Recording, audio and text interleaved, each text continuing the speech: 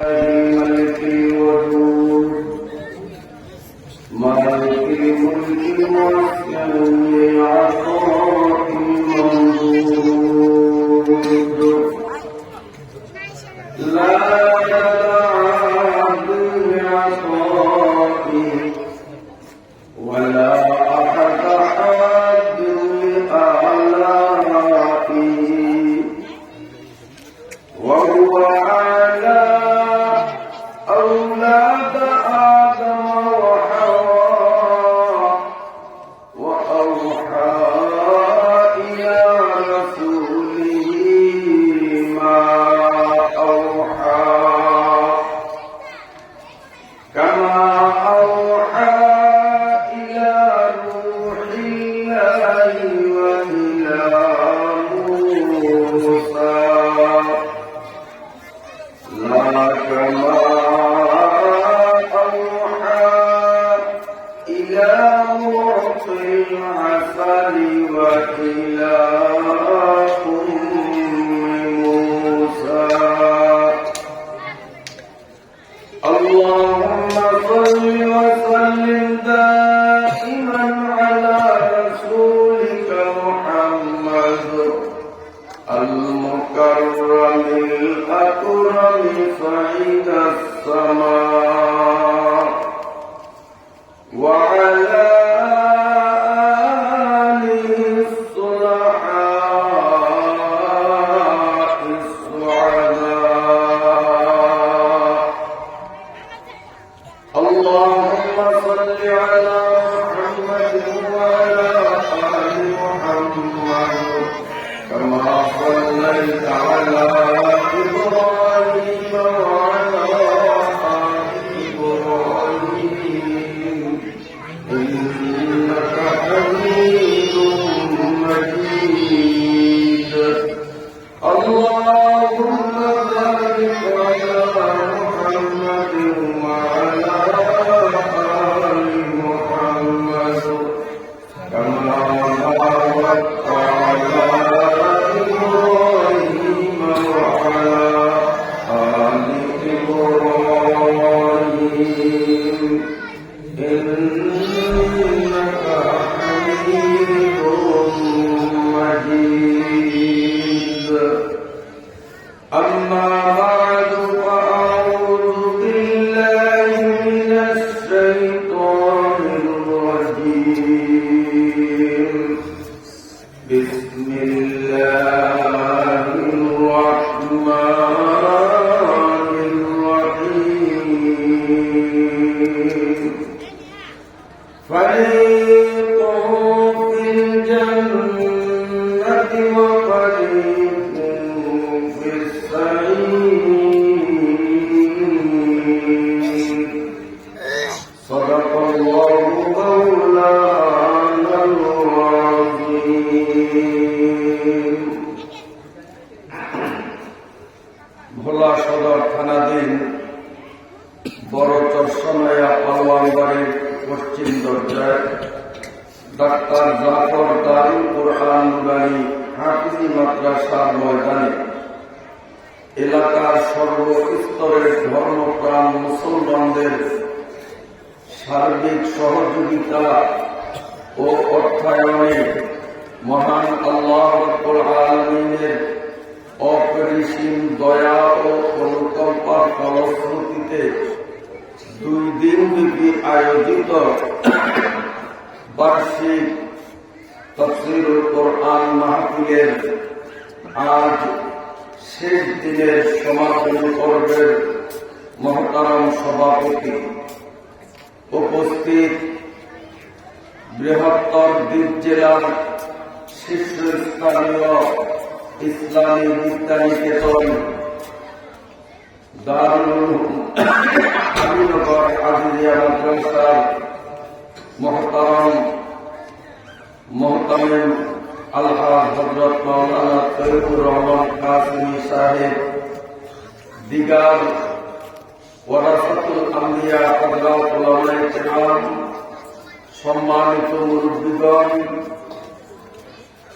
কাছের ও দূর থেকে আগত সর্বস্তরের সকল বয়সের সম্মানিত সুধী মণ্ডলী দিনী ভাইরা, পর্দার আড়ালে আমার সম্মানিতা মুহতারিমা মায়েরা, বোনেরা ও মেয়েরা, আমি আপনাদের সামনে পবিত্র কোরআনুল কারীমের একটি আয়াতের অংশ বিশেষ তিলাওয়াত করব।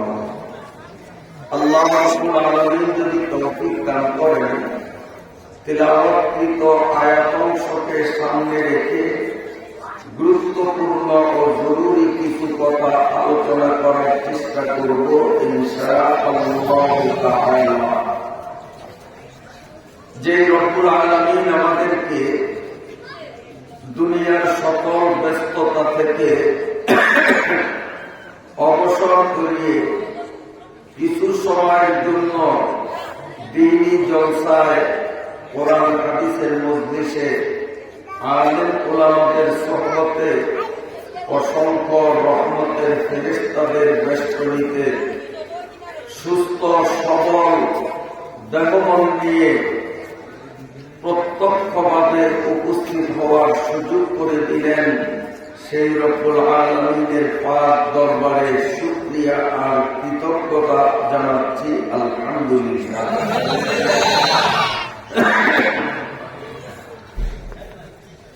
এশার নামাজের পর আলীনগর মাদ্রাসার সম্মানিত মোহতামিম সাহেব স্বল্প পরিসরে সংক্ষিপ্ত সময়ে অত্যন্ত গুরুত্বপূর্ণ আলোচনা করেছেন। তিনি তার সংক্ষিপ্ত আলোচনার প্রথম পর্বে সালাম সম্পর্কে আমাদেরকে উৎসাহ দান করেছেন, মনে আছেন আপনাদের? কাজী তার পরিপূরক হিসাবে সেই বিষয়ে আমিও দু চারটি কথা যোগ করতে চাই, শুনতে রাজি আছেন? শরীয়তের বিধান এক মুসলমান আরেক মুসলমানের সাথে যখনই পারস্পরিক সাক্ষাৎ হবে, মোলাকাত হবে, তখন নৈতিক দায়িত্ব হল কার আগে কে সালাম দিতে পারে এই প্রতিযোগিতা করা। আর আমরা প্রতিযোগিতা করে সালামের উত্তর দেওয়া যায়, আমাদের সালাম দেব, আমি জবাব দেব। নিয়ম হল প্রত্যেকে যে আমি সালাম দেব, উনি জবাব দিবে। সালাম দেওয়া এটা ইসলামী শরীয়তের এক গুরুত্বপূর্ণ সুন্নাত আমল। আমরা নবীজির উম্মত, মানতে হবে আমাদের সুন্নত, বিনিময় হিসাবে পাবো আমরা জান্নাত। উম্মত, সুন্নত, জান্নাত।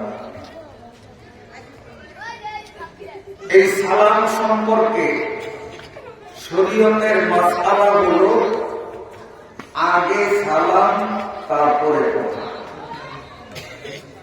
এটা হলো সঠিক সালাম। কিন্তু আমাদের দেশে স্টাইলের কিছু সালাম দেখা যায়। এই স্টাইলের সালামটা আবিষ্কার হয়েছে রাজনৈতিক মঞ্চ থেকে। এখন আমরা যাতে বাঙালি অনুকরণে পটু, অনেক আলেম ওলামারাও কিতাব সম্পর্কে ঘাটাঘাটি না করার কারণে তারাও পর অনুকরণের সেই প্রবণতায় রাজনৈতিক সালামের অনুকরণ ওয়াজের স্টেজেও করবে। কেমন? সেটি হল প্রথমে সেই আজকের মাহফিলের সম্মানিত সভাপতি উপস্থিত অমুক তমুক সেমুক লম্বা চূড়া সম্বোধন করার পরে তারপরে বলে সকলের প্রতি রইল আমার আন্তরিক সালাম, আসসালামু আলাইকুম ওয়া রাহমাতুল্লাহ। এখন আপনারা বলেন সালাম আগে হইল না কথা আগে হইল? এই সালামের এক পয়সা মূল্য রয়েছে। এই সালাম দিয়ে কোনো সোয়াব আশা করা যায় না। কারণ নবীজি সাল্লাল্লাহু আলাইহি ওয়াসাল্লাম বলেছেন, আসসালাম কাবলাল কালাম, আগে হবে সালাম, পরে হবে কালাম। কালাম মানে কথা। এই ভুলটা আমরা যারা মোবাইল ব্যবহার করি তারাও অনেক ক্ষেত্রে করি। এবং আমার দিকে মোবাইলে লিঙ্ক আছে, রিসিভ করলে কানে দিয়া, জি ভাই কি বলছেন, ও ভাই এতদিন পরে আমার কথা মনে হচ্ছে রে ভাই, কেমন আছো, আসসালামু আলাইকুম ওয়া রাহমাতুল্লাহ, এরকম বাস্তবে আসলে আমি ভুল। আপনারা বলেন এই সালাম আগে হইল না কথা আগে হইল? এই সালামের কোনো ভ্যালু নাই, কোনো সওয়াব নাই। কি করতে হবে? মোবাইল রিসিভ করেই কানে লাগিয়ে আসসালামু আলাইকুম জনাব কি বলছেন, বা ভাই কি বলছেন, আপনি কে, থেকে বলছেন, প্রথম কি দিয়ে শুরু করতে হবে? আসসালামু আলাইকুম ওয়া রাহমাতুল্লাহ, সালাম দিয়ে শুরু করব।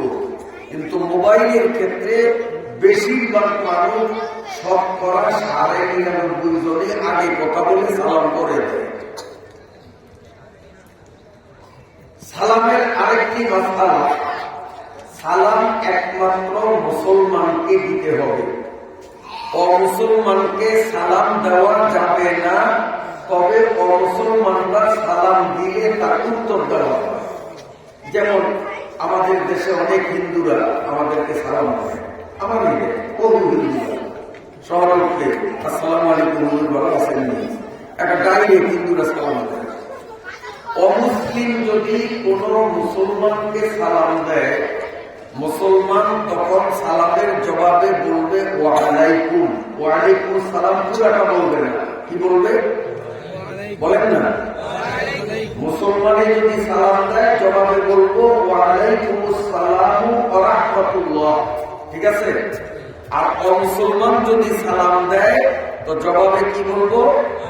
শুধু ওয়ালাইকুম, এরপরে আর কিছু বলবো না।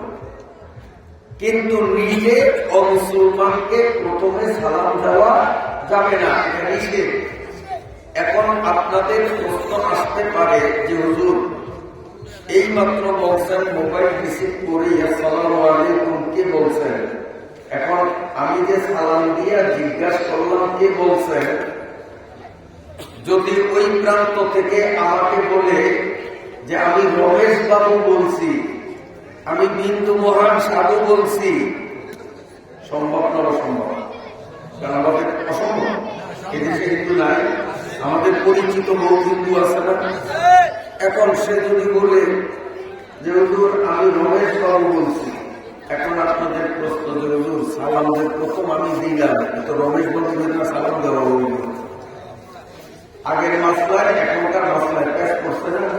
আগে মাসলা বলছি ও মুসলিমকে সালাম দেওয়া যাবে না, আর এখন মাসলা বললাম মোবাইল রিসিভ করলেই আগে সালাম তারপরে কালাম। এখন তো পেশ লাগিয়ে দিল সালাম দেওয়া রমেশ বাবু দিলাম। এইটার সমাধান তো দরকার আছে, দরকার আছে না? ইসলাম ধর্মটা এমনই একটা ধর্ম, কিয়ামত পর্যন্ত আগত সময়ে মানুষের যত সমস্যা, যত প্রশ্ন, সব কিছুর সদুত্তর সঠিক জবাব ইসলামের মধ্যে দেওয়া আছে। সুবহানাল্লাহ কইলেন, আগামী বছর মাহফিল হইব, সুবহানাল্লাহ কোয়া লাগবে, আজকে কইলে তো শেষ হয়ে যাবে, আগামী বছর কেমনি কইবে জমায় রাখতে হবে। আল্লাহ, এই সমাধানটা বুঝতে হলে আরেকটা জিনিস আগে বুঝতে হবে, তাহলে সমাধানটা সহজে মাথায় আসবে। হেলিকপ্টার ছিলেন নি আপনারা? হেলিকপ্টার, এই সাইকেলওয়ালা, এই সাইকেলওয়ালা, এই টাকা, এই ঘটনা হবে কত কষ্ট, সাইকেল নিয়ে আপনার যাতায়াত করে ঘুমাবে। হেলিকপ্টার এমন একটা উড়ন্ত যানবাহন, ও যেখানে খুশি সেখানে নামতে পারে। আপনাদের এই মাঠেও নামতে পারবে, ও খালে নামতে পারবে, বিলে নামতে পারবে, নদীতে নামতে পারবে, রাস্তায় নামতে পারবে, মাঠে নামতে পারবে। মানে হেলিকপ্টার যেখানে খুশি সেখানেই নামতে পারে। আরেকটা উড়ন্ত যানবাহন আছে যেটাকে প্লেন বলে, উড়োজাহাজ বলে। দেখছেন নি আপনারা? সরজমিনে না দেখলে অন্তত ছবিতে তো দেখছেন। এই উড়োজাহাজ কি যেখানে খুশি সেখানে নামতে পারে? জি না, ওইটা নির্ধারিত প্ল্যাটফর্ম লাগে। ঢাকা বিমানবন্দর ওখানে নামতে পারবে, বরিশাল বিমানবন্দর শুধু নির্ধারিত জায়গায় নামতে পারবে। প্ল্যাটফর্ম যেখানে নাই সেখানে নামতে পারবে। এখন ডক্টর ইউনূস যদি একটা উড়োজাহাজ প্লেন এই চরসামায়া পাঠায়, চরসামায়া কি এটা নামতে পারবে? উড়োজাহাজ নামার প্ল্যাটফর্ম আছে, হেলিকপ্টার পাঠাইলে নামতে পারবে, কিন্তু উড়োজাহাজ নামতে পারবে না। এখন ইউনূস পাঠাইলেন আমাদের এখানে চরসামায়া, উড়োজাহাজটা আসিয়া 2-3 রাউন্ড চক্কর দিবে আকাশে, দিয়া চাইবো যে আমার নামার মতো জায়গা আসেনি, প্ল্যাটফর্ম আসেনি।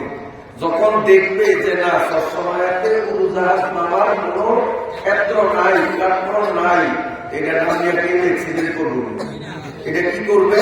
ওই ঢাকাটা মুড়িয়া আবার ঢাকায় চলে যাবে। যেখান থেকে আসছে ওই ঢাকা শাহজালাল বিমানবন্দর থেকে আসলে এই 2-3 চক্কর ঘুরিয়া আবার ওখানে যাবে যে এখানে আমার নামার জায়গা নাই।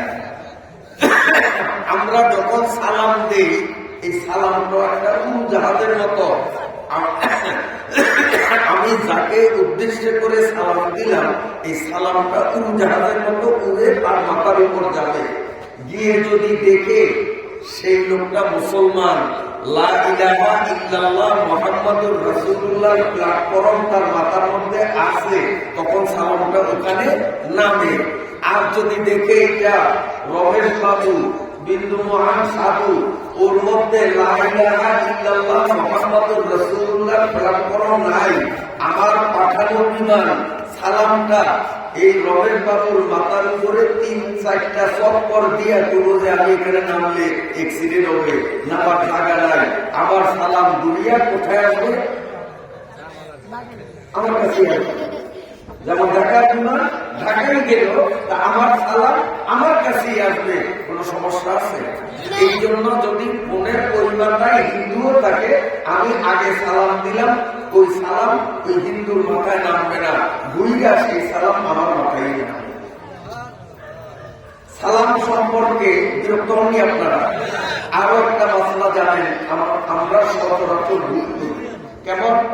আমার মিতা এই মাওলানা ইয়াসিন সাহেব, ওনারে আমি সালাম দিলাম, কথা সালাম দিই না, আমি শুধু প্রদর্শনীর মতো দেখাই, আসসালামু আলাইকুম, আমরা সব দিয়ে না সালাম দিই না, মানে ওনারে আমি এরকম সালাম দিলাম আসসালামু আলাইকুম, কিন্তু উনি কোন একটা ধান্দায় আছে বা কোন কাজে লিপ্ত, আমি যে সালাম দিয়েছি উনি কেন এরকম হয় কি? উনি কোন একটা জিনিস নিয়ে চিন্তা করে অথবা গুরুত্বপূর্ণ কোনো কাজ করে একটা অঙ্ক করতে আছে, ওনার মেধা ওই দিকে, আমি যে সালাম দিছি উনি বুঝতে পারেন। তখন আমরা কি করি? আমরা হুজুর সালাম দিছি যে আপনার দেশে আসেন, যখন দেহে উনি উত্তর দেয় না তো বুঝছে যে আমি যে সালাম দিছি উনি টের পায় না, তখন আমরা ওনাকে সজাগ করি, হুজুর সালাম দিছি যে, মেম্বার সাহেব সালাম দিছি যে, চেয়ারম্যান সাহেব সালাম দিছি যে, হাজি সাহেব সালাম দিছি যে, এটা বলি কিনা? নিষেধ নিষেধ নিষেধ নিষেধ। আহসানুল ফাতাওয়া নামক ফতুয়া জগতের প্রামাণ্য কিতাব আহসানুল ফাতাওয়ার মধ্যে সালাম অধ্যায়ে এই মাসআলা স্পষ্ট অক্ষরে লেখা। আমি যদি কাউকে সালাম দিলাম আর তিনি আমার সালাম বুঝতে পারেননি, তিনি তার ধান্দায় আছেন, তাকে সালাম দিছি বলে সজাগ করা যাবে না, বরং দ্বিতীয়বার তাকে সালাম দিব আসসালামু আলাইকুম, উত্তর আসলে ভালো, কিন্তু আমার দ্বিতীয় সালামও উনি লক্ষ্য করেন নাই, তখনও সালাম দিছি এই কথা বলা যাবে না, বরং তৃতীয়বার আবার সালাম দিব, আসসালামু আলাইকুম। আমার সালামকে উনি যতক্ষণ গ্রাহ্য না করবে ততক্ষণ পর্যন্ত বারবার নতুন করে সালাম দিব, একবারও বলতে পারবো না সালাম দিছি। ঠিক আছে, এই ভুলগুলো আমাদের সমাজে আসেনি, অ্যাভেলেবেল আছে। আপনাদের কথা বলবো কি, আমার মতো হুজুররাও এমন ভুল করি, আমরা হুজুররাও ভুল করি, কারণ এটা এখন প্রচলিত একটা নিয়ম হয়ে গেছে। হুজুররা বলে হুজুর সালাম দিয়েছি না, গুনাহ হবে, গুনাহ হবে, সালাম দিছি বলা যাবে না, বরং বারবার তাকে সালাম দিতে হবে। কথা পরিষ্কার করে আসছেন সবাই? এরপরে মাদ্রাসার ছাত্ররা যেই প্রদর্শনী আপনাদের সামনে দেখাইছে, তার মধ্যে জানাজা নামাজ দেখাইছে, দেখাইছে, আপনারা দেখছেন, আমি শুনছি। আমি বিল্ডিং এ করেছিলাম তো চোখে দেখি নাই, কিন্তু মাইকের আওয়াজ পাইছে জানাজা। এখন জানাজা সম্পর্কেও কিছু কথা আমি যদি সেই সাথে যোগ করি, আপনারা শুনতে রাজি আছেন? ভালো করে শুনুন। মানুষের রুহুটা যখন শরীর থেকে বের হয়ে যায়, আজরাইল নিয়ে যায়, শরীর আছে রুহু নাই, রুহুটা শরীর থেকে বের হওয়ার সাথে সাথে এই মরদেহটা, শরীরটা নাপাক হয়ে যায়। স্বপ্নদোষ হলে শরীর যেমন নাপাক হয়, স্বামী স্ত্রীর বৈধ মিলনে শরীর যেমন নাপাক হয়, মানুষের রূহ শরীর থেকে বের হয়ে যাওয়ার সাথে সাথে মানুষের শরীরটাও নাপাক হয়ে যায়। কথা বুঝতে পারলো?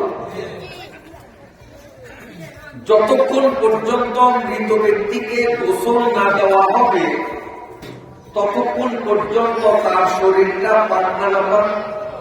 কথা বলেন নাপাক। আল্লাহ পাকের কোরআন নাপাক জিনিস সামনে নিয়ে পড়া কোরআনের সাথে আদব না বেয়াদবি। পায়খানা পায়খানা করছে, ওটা পরিষ্কার না করে পায়খানা সামনে নিয়ে যদি কোরআন শরীফ হাতে নিয়ে পড়ি, এটা কোরআন শরীফের সাথে বেয়াদবি হবে না? হ্যাঁ, কুত্তার গু এখানে, আমি কুত্তার গুর পাশে দুর্গন্ধ রাখা যায় না, আমি কোরআন শরীফ করি, বেয়াদবি হবে কি হবে? তাহলে কোরআন শরীফ করতে হবে পবিত্র জায়গায়, পবিত্র জিনিস সামনে নিয়ে, নোংরা অপবিত্রতা সামনে রেখে কোরআন শরীফ পড়া মানে কোরআন শরীফের সাথে বেয়াদবি করা। তাহলে লাশকে গোসল দেওয়ার আগ পর্যন্ত লাশ পাক না নাপাক? পাক কখন হবে? গোসলের পরে। এই মুর্দার পরে গোসল ফরজ, তবে সেই নিজে গোসল করার শক্তি নাই, এই জন্য গোসলটা করে কিন্তু জীবিত ব্যক্তিরা, তখন তার শরীর পাক হবে। আমাদের গ্রামগঞ্জে দেখা যায় মুর্দারে যে গোসল দিবে সে আসতে এখনো 1 ঘন্টা দেরি, সে মোবাইলে জানাইল আমি ব্যস্ত আছি, ঘন্টা খানেক সময় লাগবে। এই 1 ঘন্টা পর্যন্ত মানুষ সওয়াবের আশায় মুর্দার চারিপাশে বসিয়া আল্লাহর কালাম কোরআন খুলিয়া খুলিয়া কোরআন শরীফ তিলাওয়াত করে। এ ভাইরা, মুর্দা গোসল না দেওয়া পর্যন্ত সে নাপাক। ওই নাপাক দেহকের সামনে নিয়ে তার কাছে বসিয়া কোরআন পড়লে সওয়াব হবে না, উল্টো গুনাহ হবে। কথা বুঝাইতে পারলাম নি? কাজে লাশ যদি উঠানে থাকে আপনি ঘরে কোরআন শরীফ পড়েন, লাশ যদি ঘরে থাকে উঠানে পড়েন, লাশ যদি উঠানে থাকে আপনি অন্য কোনো ঘরে নিয়ে পড়েন। লাশের কাছে বসিয়া গোসল দেওয়ার আগে কোরআন পড়া যাবে না। আবার আমাদের দেশে লাশকে যখন খাটের উপর শোয়ানো হয়, সৌদি আরব থেকে হাজী সাহেব হজের সময় একটা বড় কাপড় কিনে আনছেন, যে কাপড়ের মধ্যে বড় বড় অক্ষরে পুরা আয়াতুল কুরসি পুরা লেখা, মাঝখানে কালেমায়ে ইল্লাল্লাহু মুহাম্মাদুর রাসূলুল্লাহ এইভাবে মাঝখানে লেখা, আর চারিপাশে বর্ডার করে আয়াতুল কুরসি সম্পূর্ণটা লেখা। আপনারা দেখছেন অনেক হাদিস একটা কি চাদর, যে চাদরের চারিপাশে আয়াতুল কুরসি লেখা, আল্লাহু লা ইলাহা ইল্লা হুয়াল হাইয়ুল কাইয়্যুম লা তাখুযুহু সিনাতুন ওয়া লা নাওম লাহু মা ফিস সামাওয়াতি ওয়া মা ফিল আরদ মান যাল্লাযী ইয়াশফাউ ইনদাহু ইল্লা বিইذনিহি ইয়ালামু মা বাইনা আইদিহিম ওয়া মা খালফাহুম ওয়া লা ইউহিতুনা বিশাইইন মিন ইলমিহি ইল্লা বিমা শাআ ওয়াসি'a কুরসিয়্যুহু السماوات والأرض ولا يئوده حفظهما وهو العلي العظيم. এটার নাম কি? আয়াতুল কুরসি। এই সাইডের পাশে দিয়ে ঢুকে আয়াতুল কুরসি লেখা, মাঝখানে কলমে লেখা। সওয়াবের নিয়ত করিয়া ওই চাদরখানা ট্রাঙ্গের থেকে বাহির করিয়া মুর্দা যে খাটের উপরে শোয়া, খাটের উপরে মুর্দারে ওই চাদর দিয়া ঢাকিয়া রাখে। দেখছেন কি আপনারা? আমি জানি না, এই জন্য আমি বলছি। এখন এই চাদর দিয়ে যে মুর্দারে ঢাকলেন, চাদরে কোরআন শরীফের আয়াত লেখা, আয়াতুল কুরসি কোরআন শরীফের গুরুত্বপূর্ণ আয়াত, খুব দামি আয়াত, বিশেষ স্বতন্ত্রের অধিকারী আয়াত। এই আয়াত লেখা চাদর যখন মুর্দার উপরে রাখলেন, আপনারা বলেন মুর্দার পা কোরআনের আয়াত লেখা কাপড়ের সাথে লাগলো কিনা? লাগে না? কারণ চারিপাশে দিই তো কোরআনের আয়াত, তো মাথার কাছেও কোরআনের আয়াত, পায়ের কাছেও কোরআনের আয়াত। কোরআনের আয়াত পায়ের সাথে বাঁধানো, কোরআনের সাথে আদমটা বেয়াদবি। এই হাজী সাহেবরা যারা এমন চাদর কিনে আনছেন, ওই চাদর ঘরের বেড়ায় ওয়ালে রাখেন, কোনো অসুবিধা নাই। ওই চাদর বিছাইয়া তার উপরে বসতে পারবেন না, শুনতে পারবেন না, মুদ্রার গায়ের উপরে ওই কাপড় দিতে পারবেন না। কত বরকত মনে করিয়া মক্কা শরীফ থেকে আনা চাদর দিয়া মুদ্রায় কাটিয়া কোরআনের সাথে বেয়াদবি করছি। এবং আপনার আর জীবনে বলছিল না ইনশাআল্লাহ।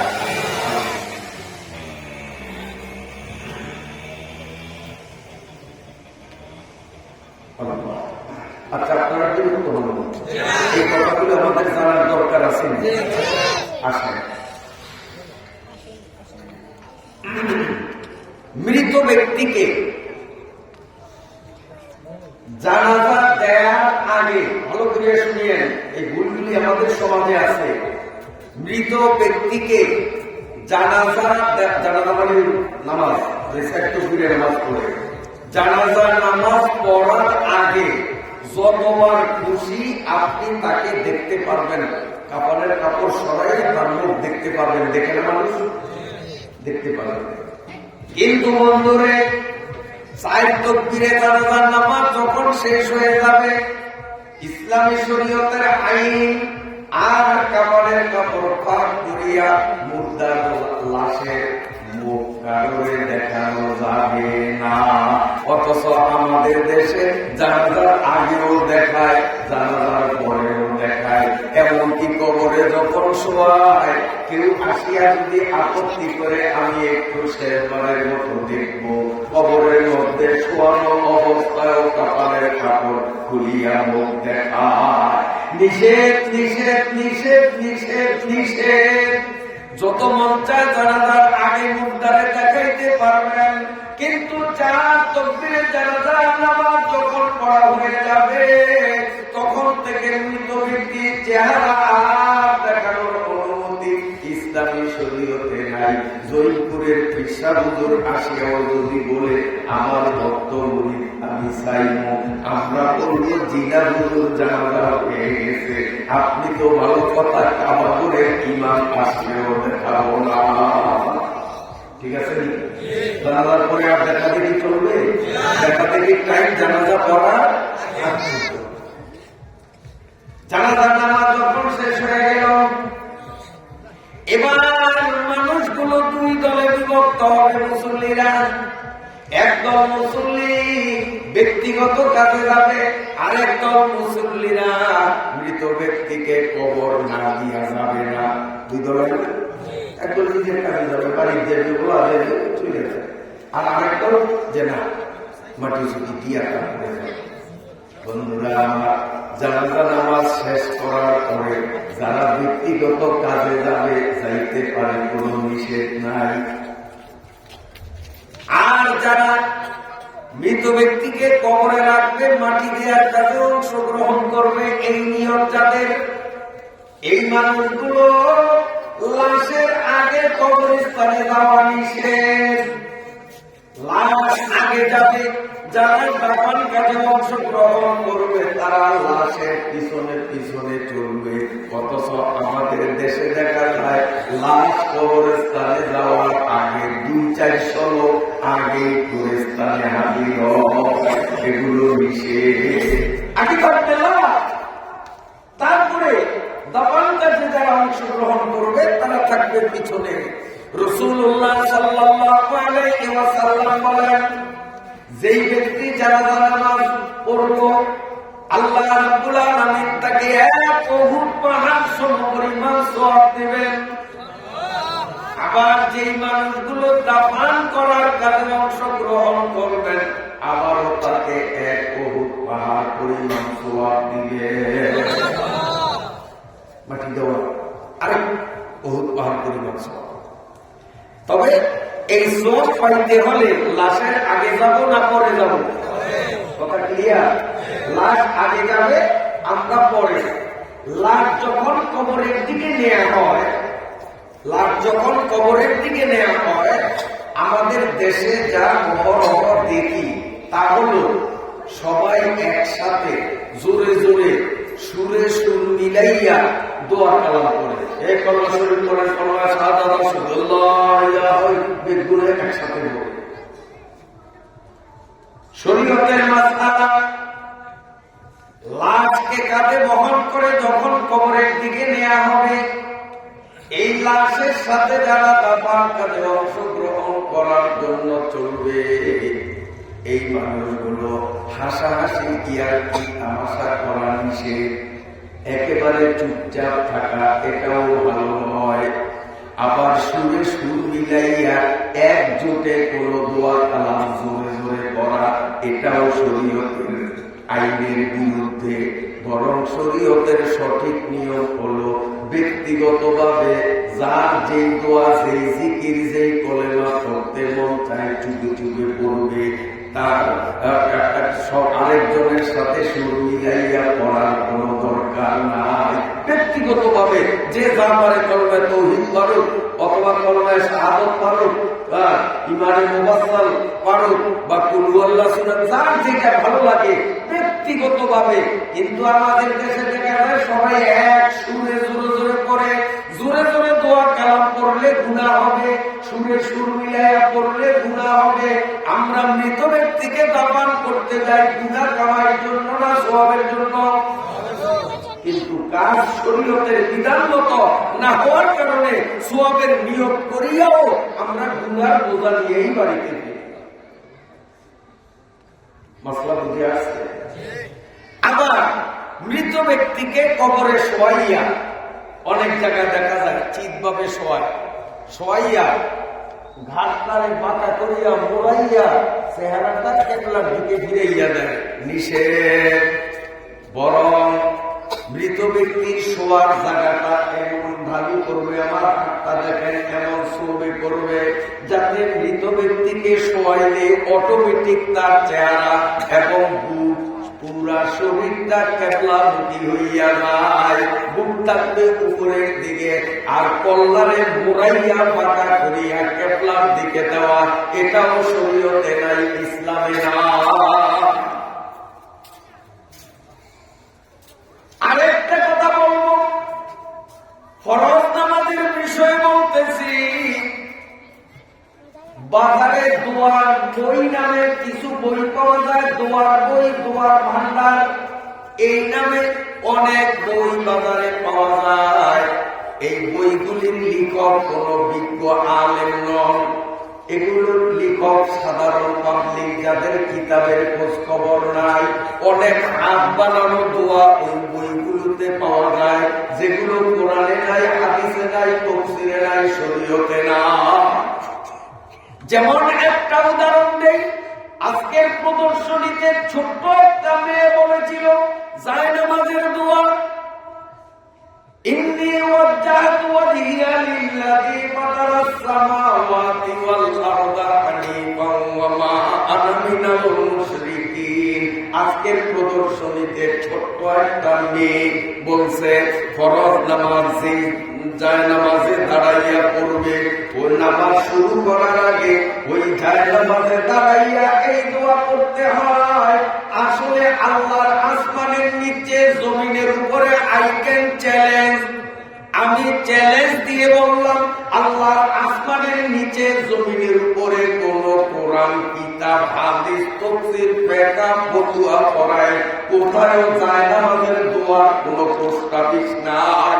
জায়নামাজের দোয়া বলতে কোন দোয়া ইসলামী শরীয়তে নাই। অদক্ষ ব্যবসায়িক স্বার্থে বই লেখক দোয়ার বান্দার বই পড়তে জায়নামাজের দোয়া এই শিরোনাম লেখিয়া ইন্নী ওয়াজ্জাহতু, আসলে আবারটা লেখছে ইন্নী ওয়াজ্জাহতু ওয়াজহিয়া লিল্লাযী। এটা কোরআন শরীফের একটা আয়াত, এতে কোনো সন্দেহ নাই, কিন্তু এই আয়াত জায়নামাজে দাঁড়াইয়া পড়তে হবে।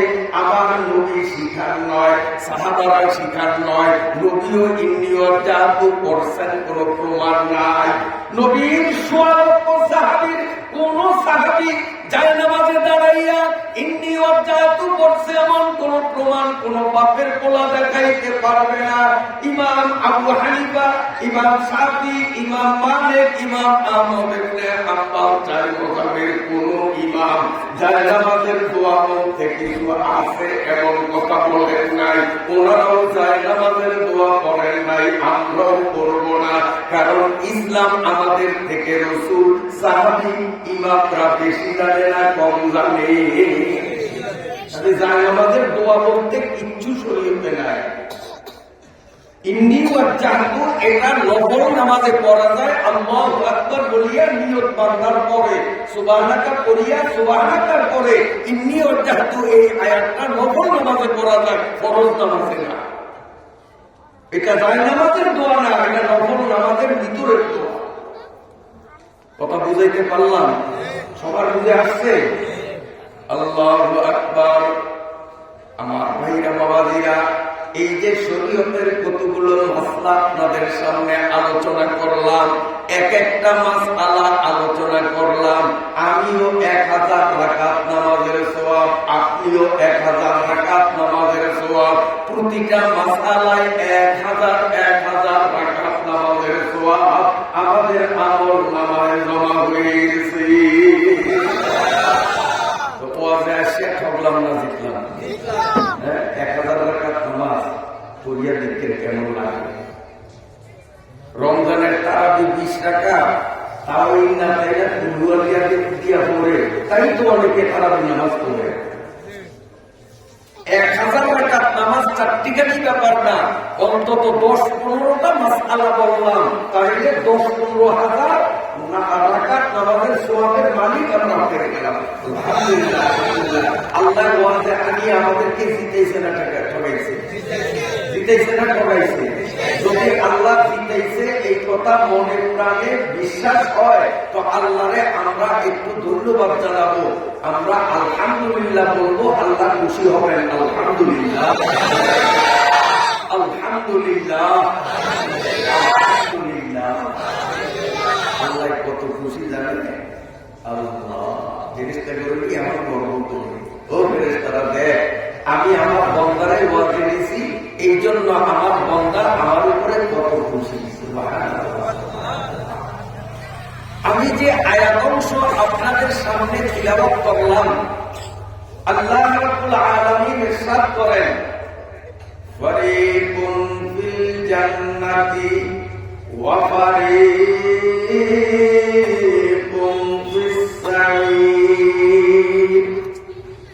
আল্লাহ পাক বলেন হাসরের মাঠে সমস্ত মানুষগুলোকে একত্রিত করার পর এই মানুষগুলোকে দুই ভাগে বিভক্ত করা হবে। ফারিকুন ফিল জান্নাহ, একদল যাবে